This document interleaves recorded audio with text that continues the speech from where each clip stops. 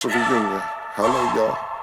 I was selling crack on a private jet up in the hell and back. But no confusion, this a reunion. Hello, y'all. Welcome back. Get murder here. He counting money. He said, "Can man, the hell with rap." I'm only here to shit on niggas and piss on bitches. Welcome, ass. I bought jewelry and bikes, nigga. Black Benzes and white Vickers. Now I'm out here and I'm looking for more chandeliers and light fixtures. Nah. I don't like niggas, what's wrong with me? I'm a hype nigga, but this 44 turn to Michael Jordan. I look and say, take flight, nigga. Welcome back to It Is What It Is. This episode is sponsored by Underdog. The app is an easy way to make some cash just by making picks on your favorite players. Underdog is available in more than 30 states, including California, Texas, and New York, just to name a few. Make sure to support the show by hitting the link in the bio and downloading the Underdog app. Use code MASECAM or STAT to get up to $1,000 in bonus cash with your first deposit and a free pick.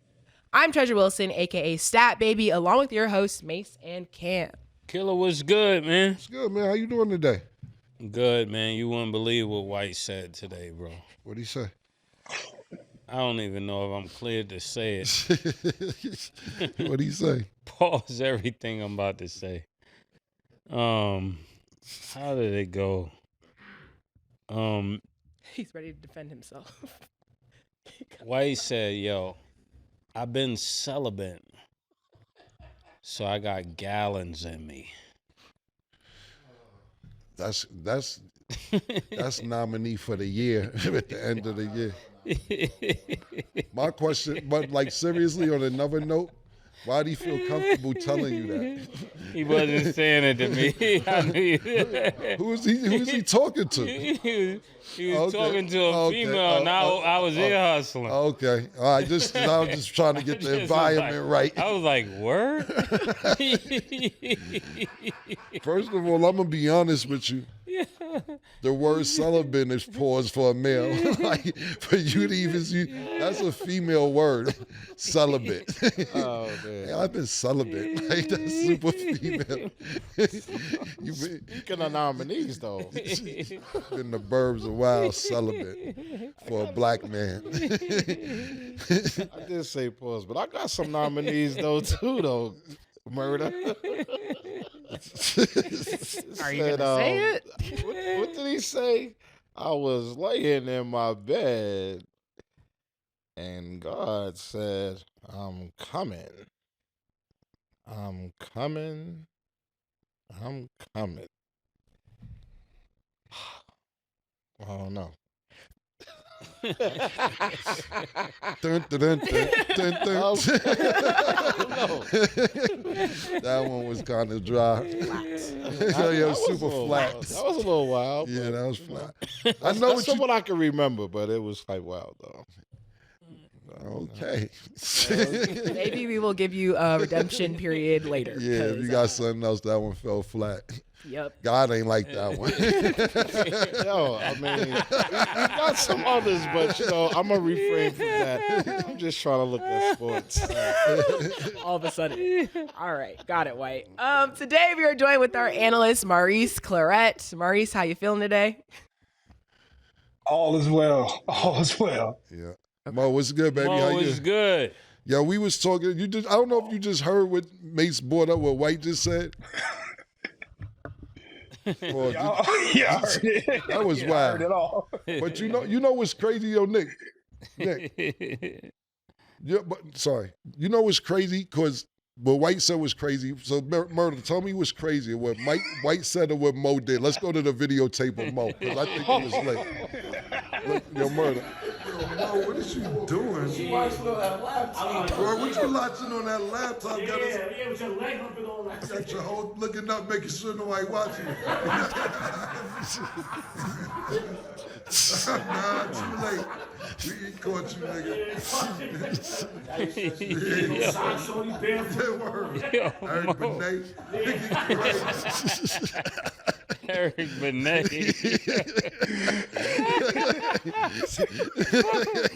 Mo, what was you doing? Modeling legs? He was doing upper thighs. They kept looking. What was on that computer? You rubbing your thighs like that, boy. My man Nick sold me out, man.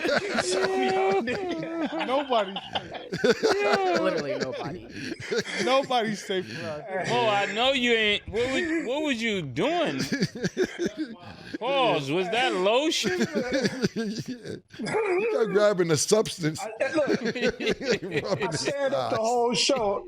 Look, I thought I was like, I stand up the whole show. Everybody know I stand up. I thought I was like, getting ready for the show, and my man Nick sold me out, man. Are we supposed to be brothers, Nick? Yeah, I don't know, man.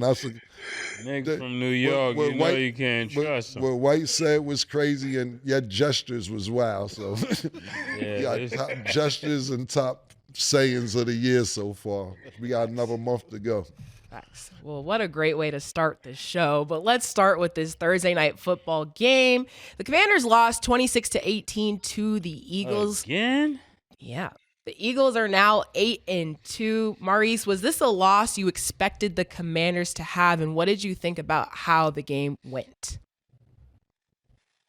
I did expect the Eagles to win because they were at home. And to be honest with you, I thought it should have been a larger lead or a larger victory than what it was. You had the guy, the field goal kicker, he missed 2 field goals, which would have put him up 6 more points and probably brought some momentum to the game. They seem to have found all the answers to contain Jaden Daniels. He didn't have a big game. There was nobody on the offensive side for Washington who was very productive. But when I watched this game, man, I was actually thinking to myself, just because I was getting ready to do the show, my man OJ be proud, because Saquon Barkley, throughout the game, he just kept on chipping away. And then eventually at the last part of the fourth quarter, like 7 minutes down to the end of the game, he really showed that, he had warmed down, paused over a while, and then, ended up with 146 yards. So I expected him to win at home, but I thought it should have been worse than what it actually was. Man. I don't like this for the Commanders, It seemed like they was going in such a great direction. The young boy was busting some real moves, pause. And now it just seemed like it's getting back to like a Saquon show. I mean, when the game is as close as it could have been, and then you got Saquon getting 2 fourth quarter touchdowns, that's just unthinkable. It's like you don't let somebody get 2 touchdowns in the same quarter. I mean, that's just poor defense, a lapse of judgment, a lot of other things that I could point to, but really at this time, I really pray that the Commanders end up playing better than this, because I was looking forward to seeing the young boy in the playoffs and going crazy and making a new slot for the new talent that's out there. But this is not looking good, so they got to turn this around. Yeah, I picked the Eagles, but I said my heart was with the Commanders. I really wanted the Commanders to win this game. With this victory right here, it puts a 2-game lead on for the Eagles above the Commanders. Now, moving forward, just throughout the NFC, it's starting to get close now. You got whoever wins the division automatically goes to the playoffs, but then you have to look at Minnesota, who's 7-2. Then you have to look at Green Bay, who could potentially make a push. Besides that, they could still make the playoffs. They're pretty good. I'm looking at the records right now. They should be all right if they don't follow this pattern. Yeah. Like, what's looking like it's kind of what Mase said a little bit. They're young. It looked like they had a lot of fun in the beginning, and now it's time getting into the mud and the grit of the season, and the playing's over. The Hail Marys are done. Yeah. All that's a wrap. It's the mud and the grit of the season, and it's time to buckle down, and that's what teams are doing. Eagles, on the other hand, Mo, not only missed 2 field goals, they missed the extra point. So we're talking about 7 points would have made this great game even bigger score, like you said, than it was. They won by 8, but it could have been potentially 15-point difference. Saquon, he's looking like Derrick Henry fitting in with the Ravens now. The first couple games, not saying he didn't do good, but now he's looking like the perfect fit, for the Philadelphia Eagles. Not only did they have 146 rushing yards, he also had 52 passing yards, receiving yards, that is, pardon me. So when you combine that, you almost got 200 yards from Saquon Barkley, total 198 yards. And Philadelphia is looking like the Philadelphia that we thought they were a couple years ago, and they're hitting their stride at 8-2. So congrats to Philadelphia. Commanders get it together. It's the grit. It's the middle of the season. Seemed magical in the beginning because the Redskins, if you want to call them the Redskins of the past and the Commanders of the new, they haven't been doing good for so long that even when you're up, when you're at 4-1 or 5-1 or 6-2, everybody in that area is excited, and they're still excited. But the two games losing in a row is seeming like the same old Commanders. This is 3 games, right? I think this is their second loss. Oh, Yeah. it seemed like 3. Yeah. And then, so Cam, you're talking about the grit of the season. So it's time to have a serious talk about Titletown. So we know the Chiefs are 9-0, but they have a tough matchup this Sunday versus the Bills. Maurice, if they win this one, do you believe they can go undefeated? And do you think the Chiefs will win this game?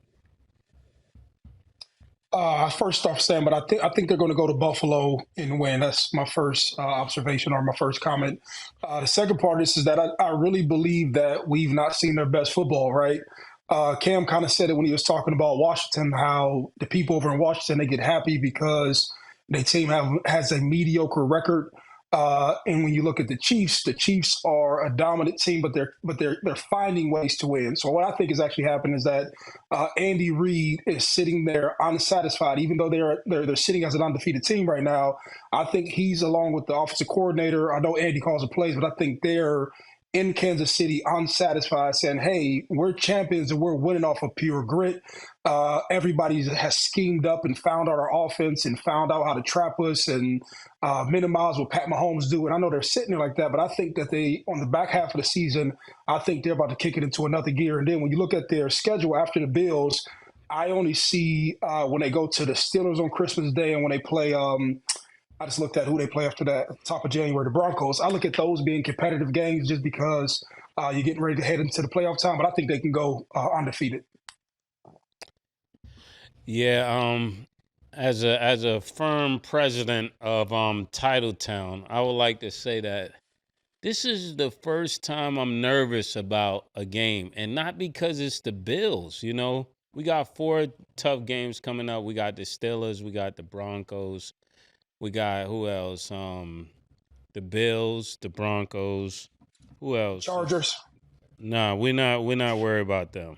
The Texans and the Steelers. But the only reason why I'm concerned, I think we could run the table, but without our kicker is now out. Excuse me. You know, and with that kicker being out, he made a lot of difference on this team. And I believe there was a game or 2 that we won just with the kicker. So when your kicker is out and he's been as stellar as he's been, that's a moment of concern just for me. But I think we should have it. But I wouldn't be surprised if that kicking plays a part of this loss. No, I don't think they could go undefeated. If they do go undefeated, they're not going to win the Super Bowl going undefeated. If I was them, I'm not saying anybody prepares to take a loss any week.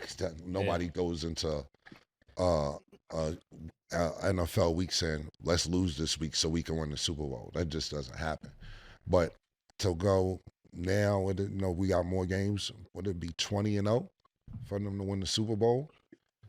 I don't know. That's a tall task. But I will say, if anybody could do it, Patrick Mahomes could do it, and Andy Reid could do it, and Travis Kelce could do it. But do I think they're going to do it?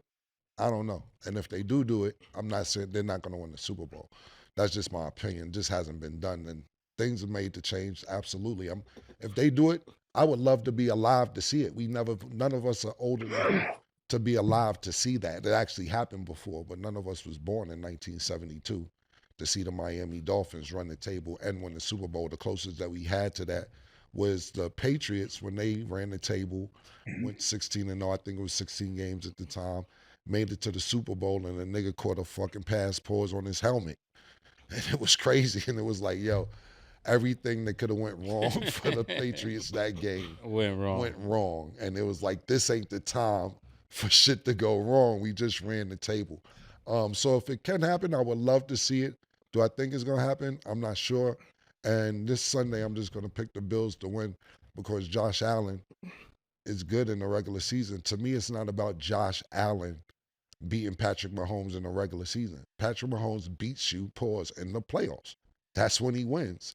So having a regular season game, that's cool. It's kind of like, and it's not the same comparison, but you know, a few months ago, Bill Haney and Floyd Mayweather were fighting on live, or not fighting, but arguing back and forth. Yeah. And Bill Haney said, listen, you know damn well Devin did this and Devin did that. He never lost in the gym, ever. And Floyd said, if you got an undefeated fighter in the gym, congratulations to you. Yeah.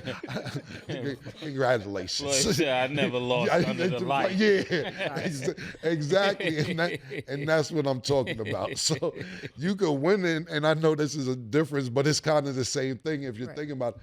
Congratulations, you won in the regular season. I win in the playoffs and in the Super Bowl, and when it counts, and I'm up for a three-peat. That's what Patrick Mahomes, Travis Kelce, and Andy Reid are talking about right now. So even if Buffalo wins, congratulations. You know when you need to win.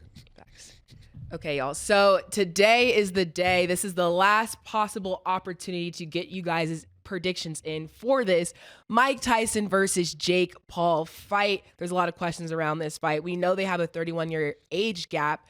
Videos from the conference have circulated where Mike slapped Jake Paul in the face. Jake Paul then went and tweeted, "This is a pinch me moment. I got slapped by Mike Tyson." So Maurice, after seeing that and then what Jake had to tweet, who do you think will win? And then how are you kind of feeling about this fight? Like, is it giving believable? What do we think? The smile.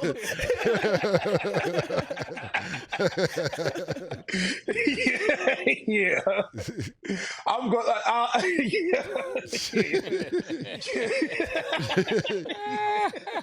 Yo, listen, Mo, you put on the group chat WWE vibes. That's what you say. Yeah, okay. Hey, they running the route right now. When I say this is just me, and that's Uncle Mike. That's just my guy. I love you to death. But when I seen him take off on Jake Paul at the pre-fight, I said, "Oh man, this is WWE." But I'm gonna tune in. You know, I'm gonna tune in. I'm tuning in for the WWE. But ain't no way Mike Tyson letting Jake Paul dog walk him or knock him out, not even in a playful way. So if Vegas got some odds on it, I would say people should go with Mike Tyson. Yeah, I think Mike wins by a knockout. But if Jake Paul knocked Mike out, I'm never watching boxing again. I'm probably never gonna watch it again. We seen white people knock Mike Tyson out. Mike Tyson isn't like Mike Tyson hasn't been knocked out before. You know what I'm saying? We're sitting there. I ain't one of them knockouts like this. Yeah.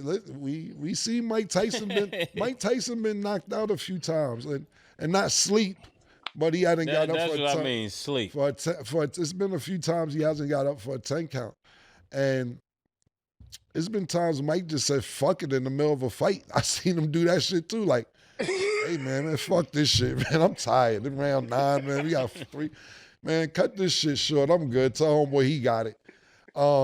But what I will say is that I feel just personally, and I don't know about the WWE effect, and Mo, you could be right or whatever, but what I'm saying is that we have to look at this situation. Jake Paul fought on Mike Tyson, Roy Jones undercard 4 years ago against Nate Robinson. And niggas had Nate to win. Niggas had Nate Robinson to win that fight. So I'm like, oh, this white nigga trying to fight Nate. Nate dunking on niggas, 3-time dunk champion. And Nate was getting, shout out to Nate, that's my nigga. Love you, Nate. But Nate was getting knocked all around. Silly, that wasn't no setup. That was, Snoop Dogg was announcing, he said, oh, Lord. Snoop said, you play basketball, you don't play boxing. Yeah. I remember that. Snoop started humming. He said,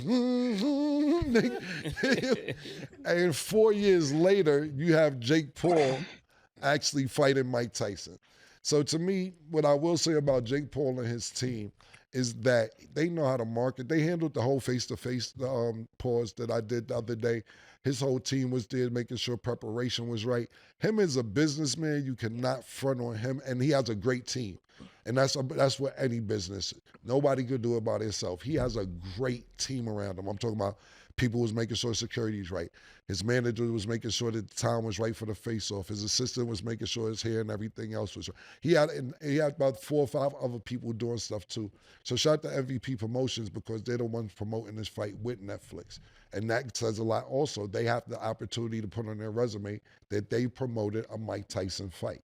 So on a business note, kudos. As far as the fight's concerned, I don't fucking know. You know, I sat there and did the face-off. Jake Paul ain't no little nigga. Pause. He's a little taller than me, and I'm a little taller than Mike. And he looked like he put some weight on. And I don't know where Mike's stamina is. But I told, and this is a real story. I really was trying to fight Bernard Hopkins like 10 years ago. And I went to one of his fights. Then I got a song. It's a song called Humphrey. I did this. If you want to Google it, whenever you people out there get a chance, Google the song Humphrey. I named it Humphrey because that's Bernard Hopkins' middle name. His middle name is Humphrey. And I was saying how I want to fight him because I went to one of his fights and it was empty. And I'm like, damn, B-Hop can't go out like this. And I was in real good shape at the time. And I was like, yo, I'll fight B-Hop right now. And I was serious. I did the song dissing him to bait him in. He actually is like, Cam, I'll fight you. But his handler is like, nah, you bugging. But now all this shit going on. See, we could have been the first niggas. We could have been ahead of your time. Yeah, that's what I'm saying. All this goofy shit going on. Not talking about Mike and Jake, but it's wild, goofy shit going on.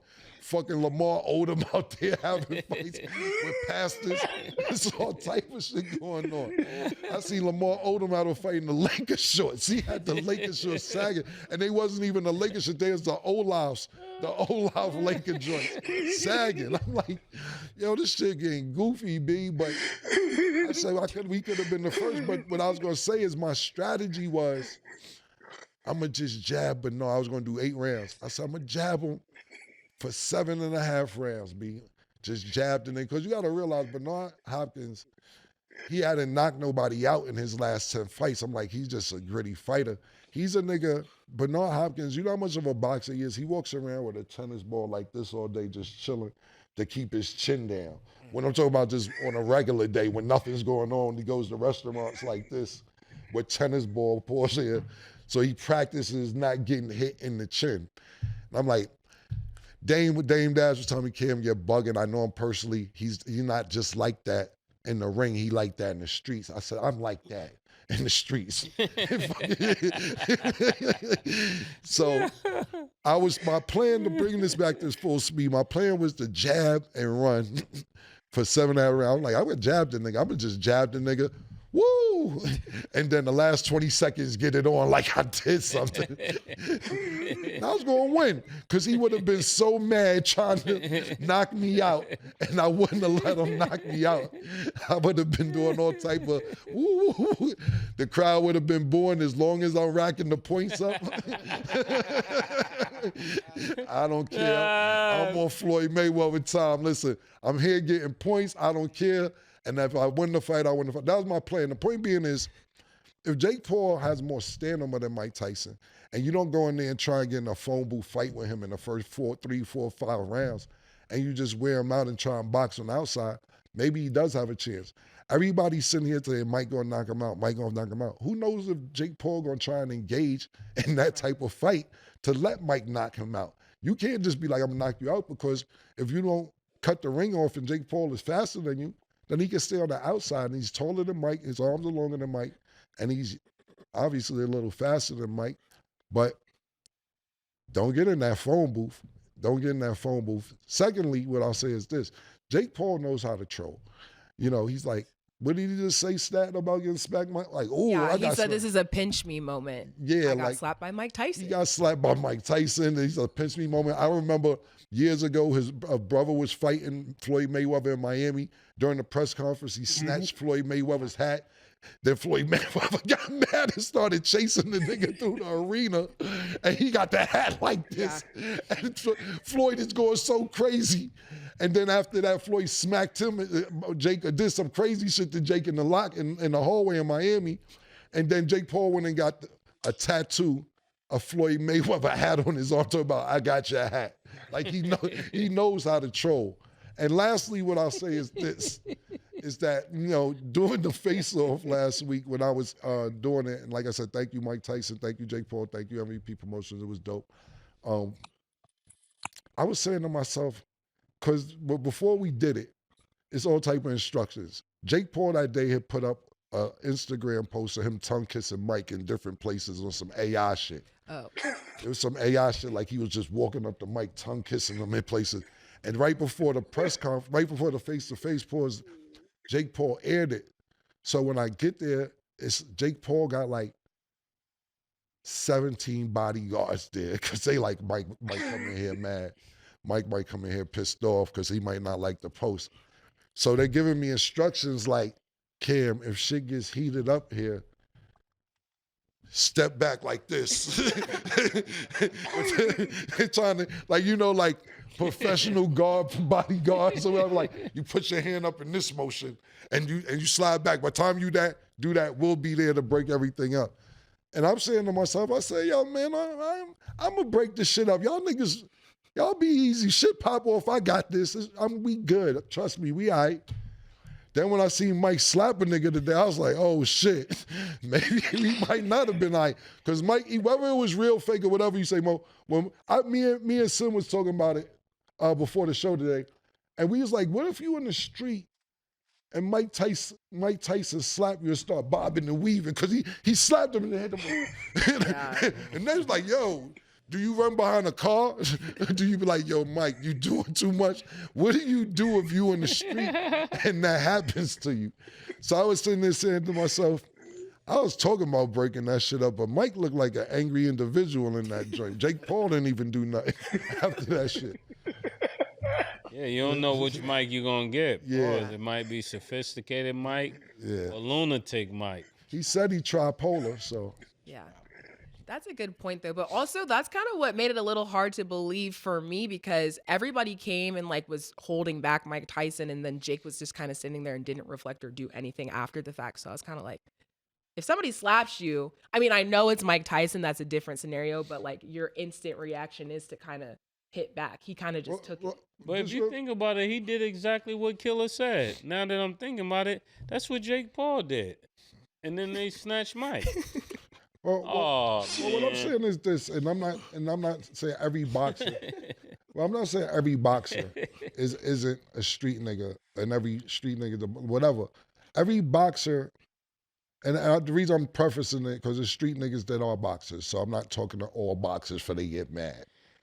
But some niggas only fight in the ring. When that street shit pop off, they be like, oh nah, let's say, I'm not with any of this. Not part of the script. You know what I'm saying? Not part of the script. Yeah, like it's been. Listen, bro. And I'm not starting any. Every time we talk about, I hate that I got to do this disclaimer shit. Look, whatever. We watched Killa Plant slap Charlo. Fire, bang. Charlo ain't do nothing but hold his cheek. He's a boxer. Yeah. And ain't do nothing. So. We seen worse than what Mike Tyson did to Jake Paul, because that shit Killa Plant did to Charlo, man, that shit was loud and pause and crisp and sharp. That slap was crazy. You seen that? Mm-hmm. Yeah, so that... Yeah, he won the wreck backstage. Right. So we seen boxers get slapped and not do nothing. And he stayed backstage. Yeah. Exactly. He didn't leave after. Right, exactly. He wanted to get it, pause. He was there. Yeah, so the point being is, we seen boxers get hit, but everybody doesn't have that mentality when shit happens outside the ring to know what to do. I think Jake Paul's like, God damn, about time you sold a fight, nigga. Been trying to sell the shit all week. Good points. Okay, and then to kind of add to this conversation, so a video clip went viral of a 14-year-old kid reporter named Jazzy asking Mike Tyson a question. She asked him, "What type of legacy do you want to leave behind when it's all said and done?" He replied in a rant and said, "Legacy doesn't mean nothing. That's just some word everyone grabbed onto. It means absolutely nothing to me. I'm just passing through. I'm going to die and it's going to be over. Who cares about legacy after that?" It's kind of a little odd response given that she is very young. That's the mic I know right there. Very much. Didn't even consider the kid or emotions. Not that it was right, I'm saying. Yeah. That's the mic I grew up with. Mike, oh, man. Yeah, very unhinged response. Maurice, I hear you laughing. Basically, what did you think when you saw that He clip? agrees with me. I said, this nigga crazy, man. Good thing she was 14, you know? She looked like she didn't know what to Yeah, I say, said- but Yeah, listen, that didn't even add in the fact that Mike cursed at that nigga, said, fuck it. No, who gives a fuck? That's how Mike ended the whole shit. Mike ended the whole shit with, yeah, legacy, who really gives a fuck? But what I will say is, Might be a trigger word for Mike. yeah, legacy. Yeah, Mike, that made a good point. The way he went off about it, and maybe he ended the interview to the 14. I thought she was younger than 14. He said, yeah, who really gives a fuck? And I was like, I see mad people post, nigga, 50 Cent posted and said, note to self, keep Mike away from the kids. I was like, it was like, yo, mad people was posting and I was like, yo, Mike is not taking consideration. What I took away from that whole thing, that scenario, is that girl is going to get a job very, very quickly. She handled that with poise. She handled that with the best response. A 14-year-old, listen, a 25-year-old might not have known what to say. And she kept her composure. She said, okay, that's very interesting. I never heard that type of response for that question before. He said, yeah, who gives a fuck? He said, I totally understand. Well, thank you, Mike. She handled herself with poise. She was cool, calm, collective. The average person might have been scared. I think she was just banking off the fact, like, nah, if Mike swing on me, this is just wow. Yeah. But to me, that girl is going to have a job very, very soon because she handled herself very composed. And maybe she's too young to know who she was dealing with, who was standing next to her at the moment. yeah. And then she does pose a good question. So what type of legacy do you want to leave behind when it's all said and done? Maurice, I'm going to ask you first. What would your answer have been? I don't know. I will say this. I kind of get what Mike was saying, that at the end of the day, everybody's life is for a moment.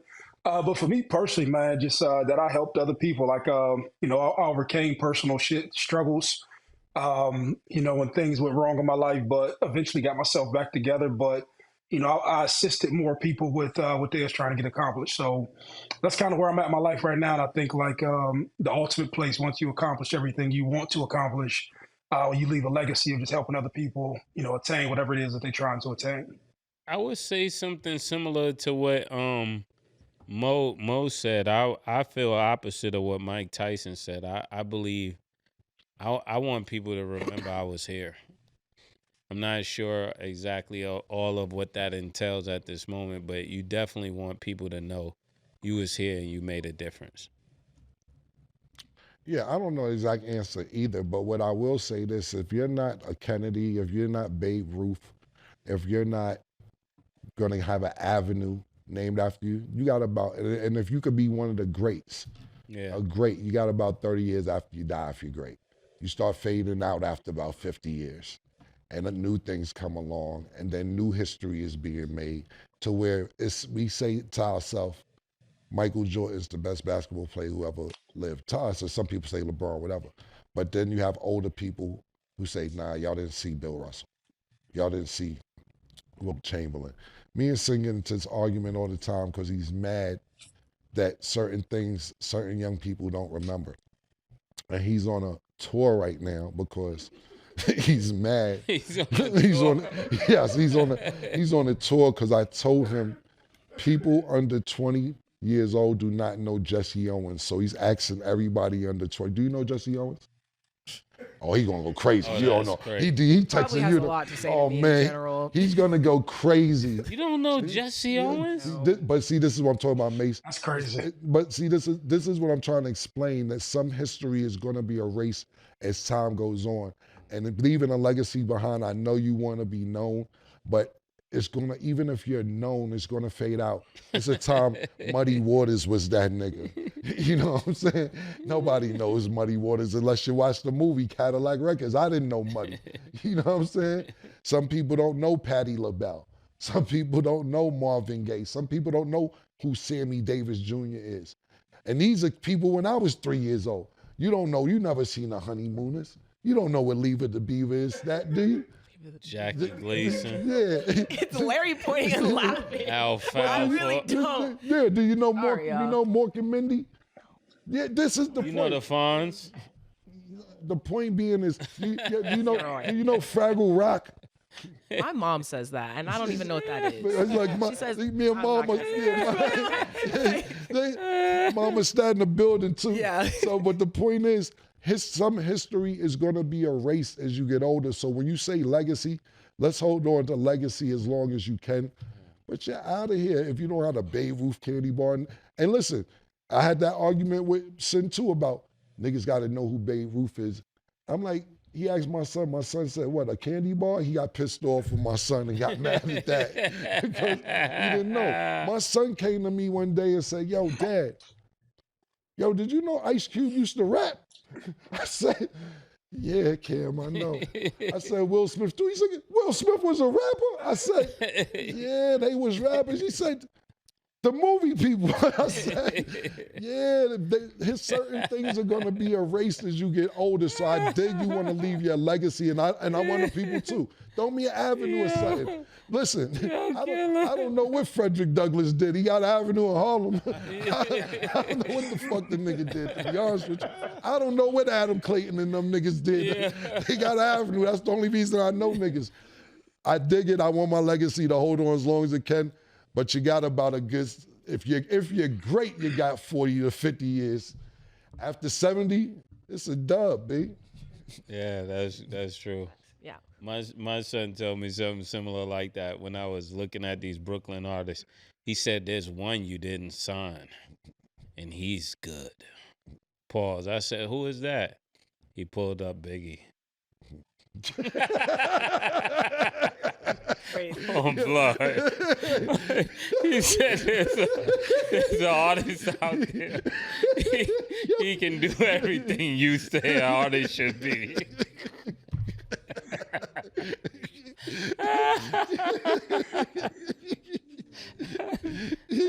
That's what I'm talking about. You're right. I ain't even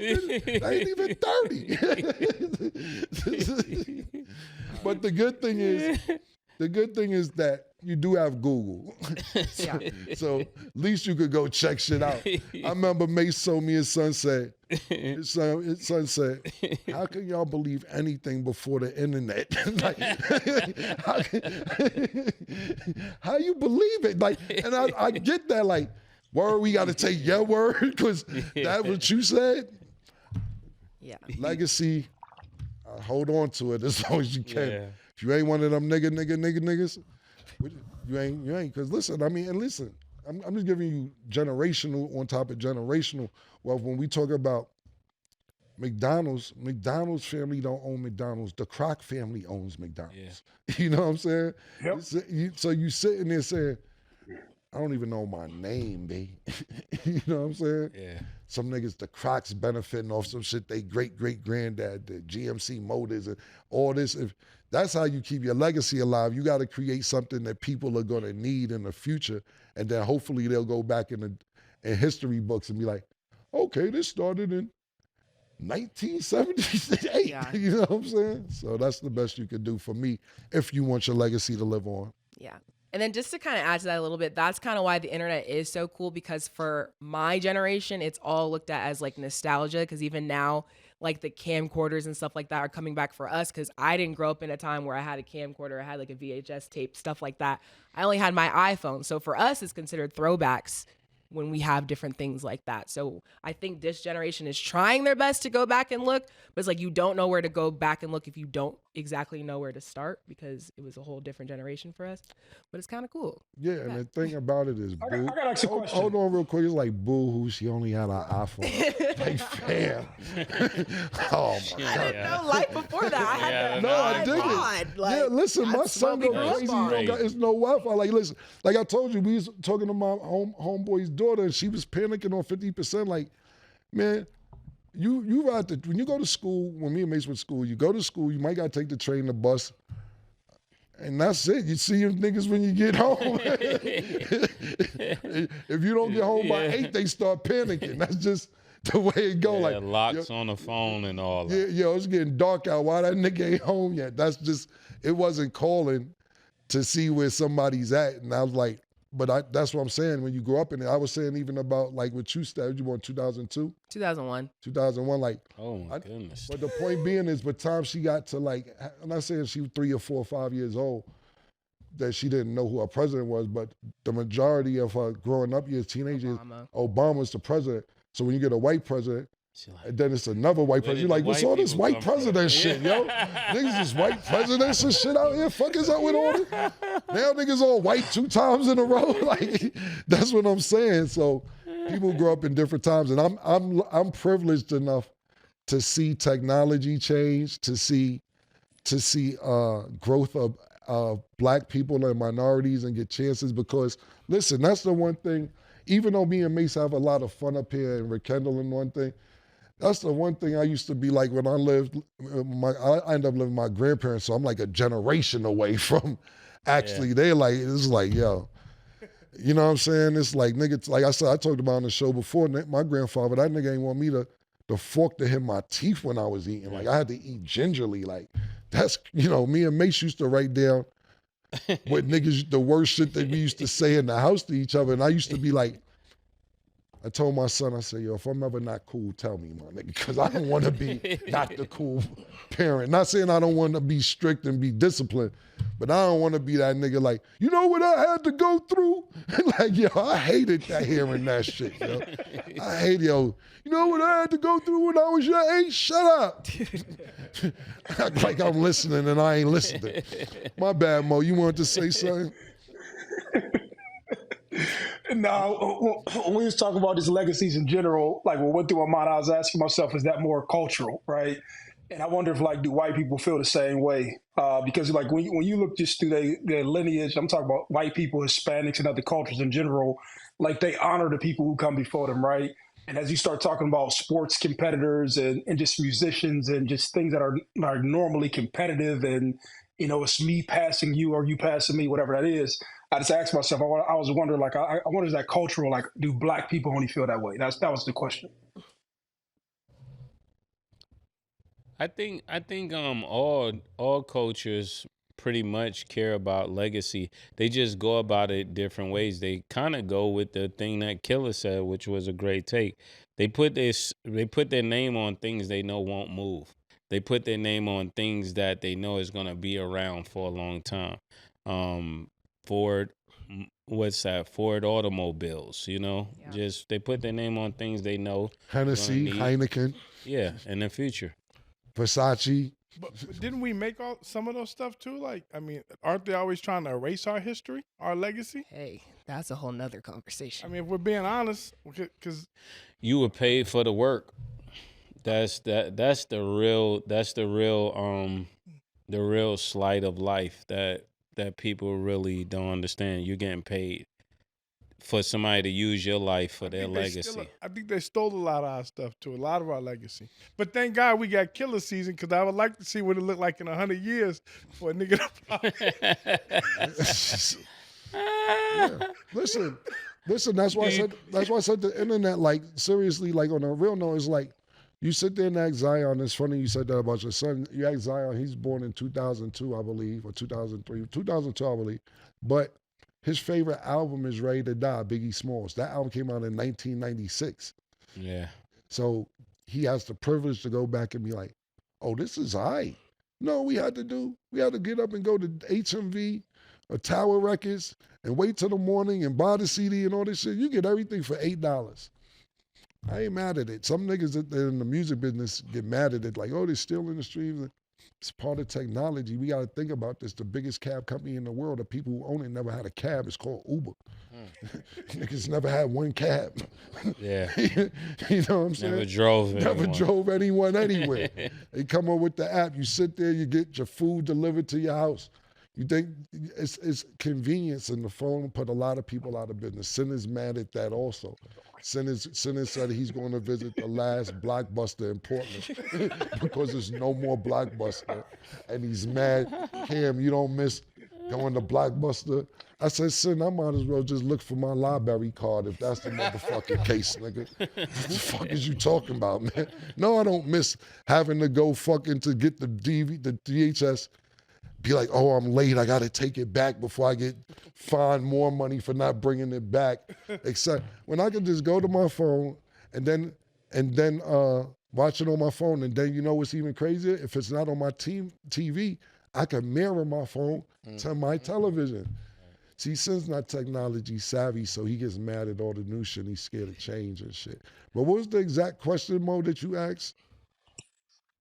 No, I just, just black people don't do a good job of honoring what came before them. That's just my opinion in some regard. And that was an open question where we was talking about how legacies get preserved. That was the question. No, well, the thing is for me, and this is why me and Mike Irvin was going at it yesterday until he turned into YSL Mike. It's about opportunities as well. And that's why I try to give black people opportunity before I give anybody else opportunity. You got a lot of people saying, oh, blacks get a first opportunity at a job now before a white person does. But we're not looking at the fact to where white people wasn't giving black people opportunities at all, unless you was maid or a bus driver or a waiter or anything like that. It was a point even in sports where they thought the black man wasn't smart enough to play the quarterback position. So you have to take that into consideration. So sometimes you're only as good as your opportunities. You sit there and you go to Colombia, you go to Medellin, anything, these guys are selling cocaine like it's fucking M&Ms because what other opportunity do they have? I'm not saying that that's the only opportunity, but it's big business. You know what I'm saying? And some people aren't cool with mediocre. And I'm not saying that's the way to go too. You think a girl in Medellin want to give up her pussy for $25? I loaded the truck up. 5 joints, 125. Gave him a bonus and everything, man. I felt bad, but I helped out. Serious. I got the videos. I loaded them all in. They said $25. $25, 50. Loaded the truck up. 5 joints for myself. Gave $50 a piece, double the salary, $250. Then I gave him an extra $250, $500, $100 a piece. They said they ain't working for 3 days. I helped out. But you think they want to do that? You're only as good as your opportunities. So sometimes to answer your question, Mo, we don't hold on to shit because we don't have a lot of opportunities. So we don't give the person before us the props because we want to take all the props. We want to be the ones. That's why I tell niggas all the time. You making my point. Yeah, that's the point. But that's why a nigga like me, I take the time out to say, thank you, Damon Dash. I take regardless, I take the time out to say, this is the least I could do. I'm glad Murder asked me to do 50-50 on the show. This the least I could do is create some shit that he gave me opportunity for me to hustle the last 20-something years to be at this point. Thank you, Mason Betha. I'm one of them people that's not ashamed of giving props and giving credit when credit is due. I'm not a credit hog. I write movies. When I write a movie, seriously, I write a movie, I'll put a fake director. I'll put a fake executive producer. I'll put white people's names at the end. Shapiro, Fitzgerald. You know what I'm saying? So therefore people like, oh, Cam's just acting in this movie. This is not his movie. He's just an actor. I would love for one of my fake names to win an Oscar. They'd be like, the Oscar goes to Ronald Fitzgerald, and I hop right the fuck up and go up and be like, yeah. I'm waiting on that's my get back. Look. Yeah, man, you know, that's what I'm saying. Right on cue. I do that purposely because I don't like to seem like a credit hog. I remember watching a movie about it, and even though you want people to know the things that you're capable of doing, yes, I could direct a movie. Yes, I could direct a television show. Yes, I can executive produce it. Yes, I could write the whole script. Yes, I could actually star in it. But I see when Master P did that. Shout out to Master P, that's my nigga. I seen a movie about it. And when the credits roll, his name was there. God damn, the whole shit. I said, God, let somebody else get a little bit of shot. He was the key grip. Yeah, lighting. The assistant to himself, you know what I'm saying? And I'm like, damn, this nigga on every single credit. Let somebody else get the credit. So even when I'm doing certain things, I'm like, I don't want my name on everything. Okay, starring executive producer. Cool. I don't got to put that I wrote it. Sometimes I have a team of writers anyway who help me anyway. Let them get the shot. I don't know if I answered your question, Mo, but that's how I feel about it. Yeah. Yeah, this went so many different ways, but somehow it all ended up making sense. So, hey, in the comments, let us know what you guys think about this conversation. I thought it was a great discussion. But we're going to go to break. When we return, we got to discuss Caleb Williams. Don't go anywhere. She called this thing about toxic. 4 years and counting. Got you feeling like an option. Maybe I'm my own problem, babe. She tired of hearing I don't know. My stubborn in me won't fall. Dealing with this thing called trust. But she really thinking about it. She wanna be free. Welcome back. Now let's get into our underdog picks of the day. On Sunday, the Dolphins will play the Raiders. Tua's at 241.5 passing yards. Do you have him higher or lower, Mase? How many? 241.5 passing yards for Tua. Oh, I'm going higher. Okay, Cam? Who they playing? The Raiders. It's funny, we were just talking about that. Hi. Okay, Tyreek Hill's at 68.5 receiving yards. Do you have him higher or lower, Cam? 68? Mm-hmm. Hi. Yeah, higher, of course. Okay, and Gardner Minshew's at 196.5 passing yards. Do you have him higher or lower, Mase? Lower. Lower. Okay, if you guys like these picks, remember you always get a free pick if you're not already on Underdog, so make sure to support the show, sign up now, and you can make your picks too. So we got to talk about Caleb Williams. It was reported there had been a lot of talks about Bears veterans wanting him to be benched after their offensive coordinator was fired. So Maurice, do you feel like the days of developing players are over? Because we've seen a lot of mishaps with rookie players. So how do you feel about this situation and what do you think should happen? I think it's not over, but it's been altered with so many voices that come from social media. If you're a manager, I think if you're a fan base, and I only know it just because I'm like actually closer back to collegiate sports, be it basketball and football. And when you get this crazed fan base and all these opinions that you've never gotten before, traditionally in the past, you would probably just hear from traditional media on Tuesday, Wednesday, or whatever those days are. And when you have these people who give so much pressure to wanting to see the next guy up, and you hear from your teammates who keep on criticizing you about not getting the job done, I think it puts pressure on the general managers who want to save their jobs to pull their players a little bit sooner than what they have to or that they want to, just because the fan base is calling for somebody else. And if you don't have a long tenure, say like a seasoned general manager, or you have the protection of the ownership saying that you're that guy, I think you start to think crazy things like pulling your quarterback, putting somebody else in there prematurely, and you get situations like this, and like with Anthony Richardson in Indianapolis, and with Bryce Young down with the Carolina. So I think it's caused through social media pressure and all these other outlets. We talked about this yesterday, I believe.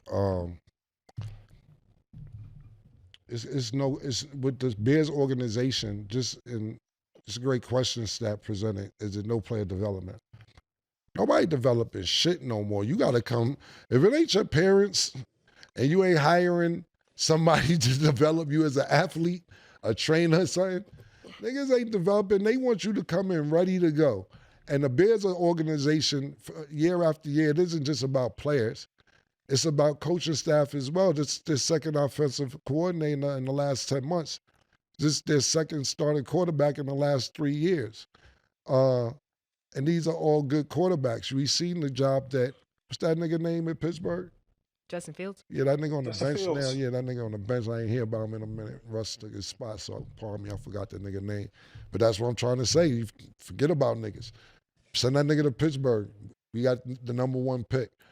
Are they going to develop, nigga? I don't know, because look, we was all like, oh, Caleb Williams is all right. Caleb Williams is all right.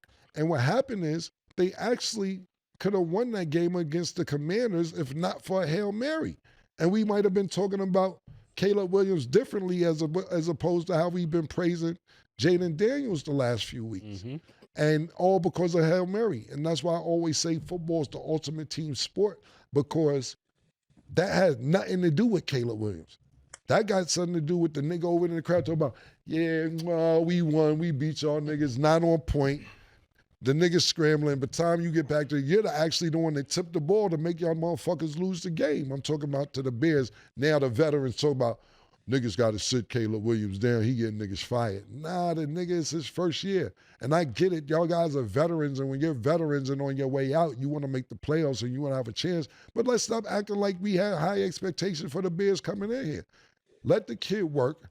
Let the kid get some rhythm in the NFL. If he has a losing season, he's going to have a losing season. It's not going to, everybody's not going to be Patrick Mahomes and just come in and do their thing. It's a lot of great quarterbacks that did not have winning seasons their first couple of years. It took them a while to get to where they're at.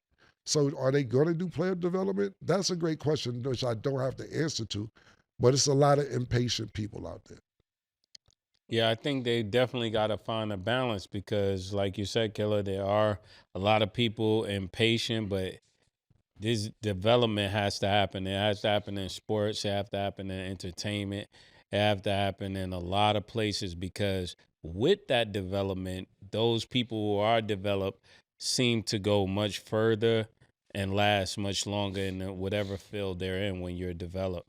I mean, that's the reason why you're still around. That's the reason why I'm still around. The people that are developed, they just have those intangibles that the person that's not developed doesn't have. No matter how freak pause his talent is or his ability is, those are like those unspoken things that people learn. Well, listen, man. What happens is when you're younger, you don't know because you just want to eat. Pause. Yeah. But food in the oven always tastes better than food in the microwave. Quote of the day. That was a good one. Yeah, that was good. And this is just like a great conversation in general because I just think nowadays the mentality is the whole like get rich quick, automatic success. And that's that's across all fields. Like you said, sports, entertainment, even just professional development. I think a lot of people are lacking that, which is making them not as successful in the end. And it's sad to see because it's happening to a lot of, again, my generation. People are starting things and not finishing the job. So even relationships are like everything. That. Like things that last, they're developed, and things that don't last is because people don't want to be developed. Yeah, it's a lot. Okay, and then last topic before we wrap. So on Sunday, the Colts are playing the Jets. We were kind of just discussing player development. The Colts decided to change back to Anthony Richardson as the starting quarterback. Maurice, does this decision make sense to you? Yes. They have the money invested into him. They've already paid him, and he doesn't get better sitting on the sideline. It's not like they're about to go on a Super Bowl run. So they're saying, hey, stick him inside the game and let him get real live reps to see where he's at and where he ends by the end of the season. But once again, I live in Ohio and I'm a little bit closer to Indy, and all the chatter and all the talk is, we pay him so much money from the fan bases. And Cam kind of said it in a cleaner way, what I was talking about, but there's so much pressure from these outside forces on all these people who control these players that I'm not even sure the people who control these people or who have the influence over these people can make clean decisions themselves without the fan bases swaying them. Yeah, I I think another thing need to take place is that there have to be some insurance with personnel and insurance with coaches. Like, hey, I'll play the guy you want me to play, even though I don't believe he's ready. But if he doesn't perform, I don't want my job to be at risk. I think that's the thing that need to take place, because just like if you're JJ Redick and it's like, oh, throw Bronny in there. Right. Bro, I'll play Bronny, pause, but I wanted to make sure that if he plays, my next year is secure. I don't need y'all trying to walk me out the door because I'm doing something to be, pause, take one for the team. Right. Yeah. And what they'll say is you can leave now, Mason. It just doesn't work like that. Nobody's safe in the organization, man.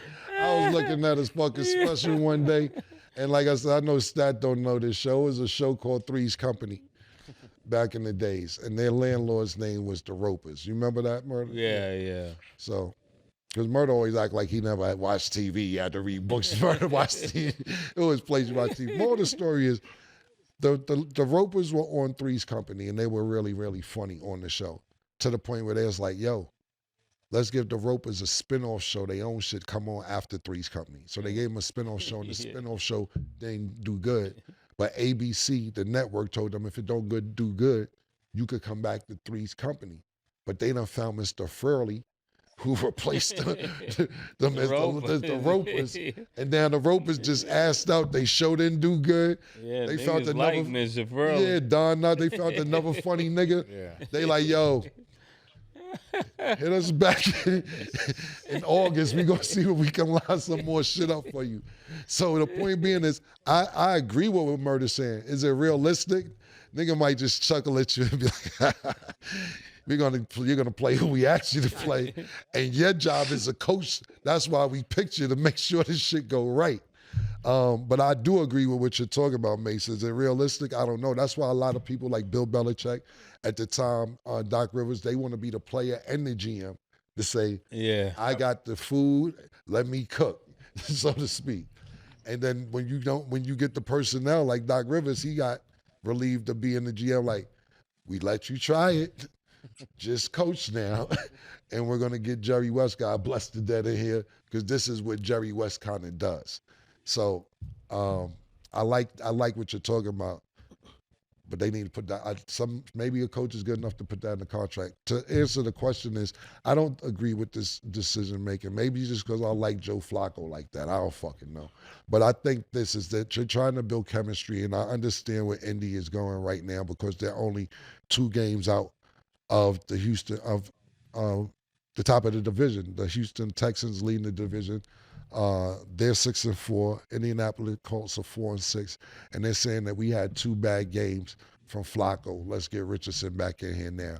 What I say to that is this: I understand you were punishing him for being tired, but you shouldn't have punished him 2 games. You should have did 1 half or a quarter to keep your team's continuity together, and that way y'all could be in sync.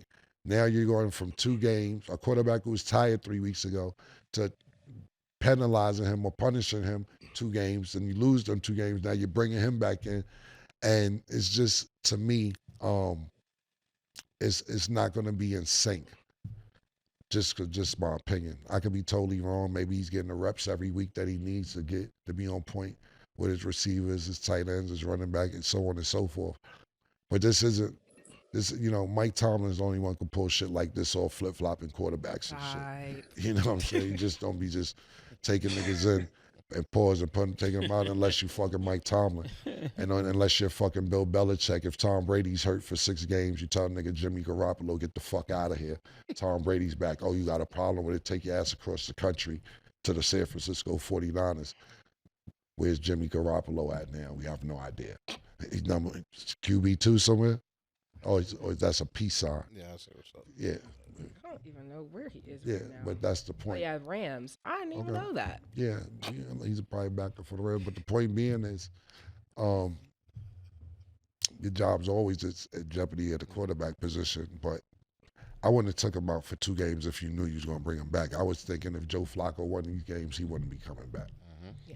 And what happened if Flacco lose 2 games? I mean, what happened if Richardson come in and lose 2 And they games? probably, based off what they're doing, they're probably going to swap them right back in. But you can't keep doing that. Like you said, the Steelers is the only team, and the Panthers, because Bryce Young being back in, they've been doing pretty good as well. But that's not a common theme. So that shouldn't be practice for every team. Stat, how good are they doing? Panthers, I mean, they're not doing good, but now that Bryce Young is back in, I think he's got a little hope. Well, they're tied with the Talk about Saints for hope. last place. So we didn't think the Saints would be in second. So Yeah. you're right. I agree with that. Yeah. Okay. And I told Mike I'm not betting against the Panthers neither. Yeah. Over. I know we got to get ready to wrap. I want real quick. Yo, Larry, you can get up for a minute. Yo, the Stat Father. Papa Stat, come in here for a minute. Papa Stat. Ready. I call him the Father Stat. Stat. The Stat Father. The Stat The Stat Father. Not stat, Yo, baby. Stat. The Smiling. Stat Father. Yo, come, watch the glass. Yo, come have a seat real quick before we wrap the show up, man. I asked you a couple questions. So, Murder, we got 3 Steeler fans in here right now. You know what I'm saying? I hate it. This is Stat Father, Mr. Wilson. What's up? How you What's doing, going man? on? What's going on? Everything good? Hey. Still a nation. Still a nation. Listen, I called the Stat Father the other day when Ezekiel Elliott's father was supposed to come on the show. I said, listen, Ezekiel Elliott's father supposed to come on the show talking shit. I said, since we doing fathers, you mind if we bring you? He said, I can't wait. He said, I tell him something more that he don't want to hear. I said, oh yeah, you gonna tell him something he don't want to hear? That's it. So before we leave, why are the Steelers the best team in football this season? And not only that, you told me that the Cowboys could be America's team, but the Steelers are God's team. That's it. Steelers is God's team. As a matter of fact, you talking about Elliott's pops? Man, tell you something, man. Bring all them pops up here. Line them all up. All right. I talk them out. All right. I talk them out. But as far as the Steelers, right, if you think about it, we haven't had a quarterback since Big Ben. And we in the playoffs every single year, basically. Every year we have a great record. This year, we got a quarterback. We got 2 good quarterbacks, right? We got Baltimore coming up this Sunday. I'm looking at this game. This is our Super Bowl for first place. I think that Pittsburgh is going to spank them. I think we're going to beat them. We're going to have them pick up their own switch. They're going to spank their own ass.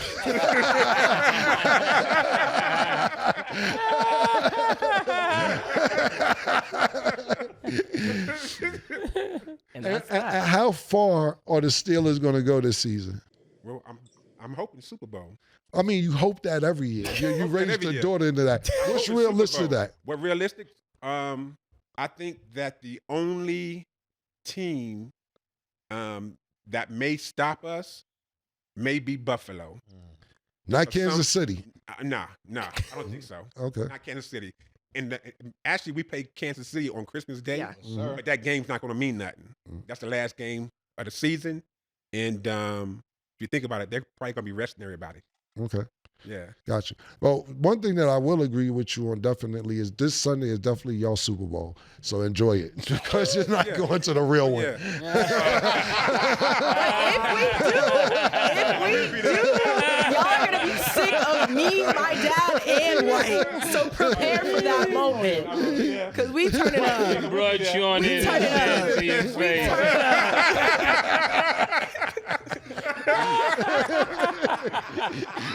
All right. And that's that.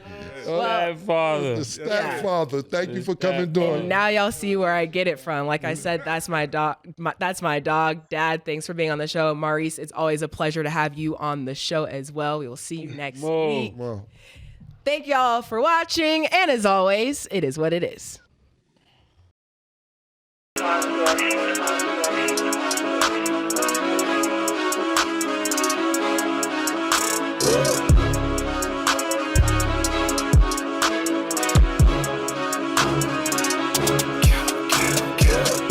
What you want, nigga? Everything, nigga, super size.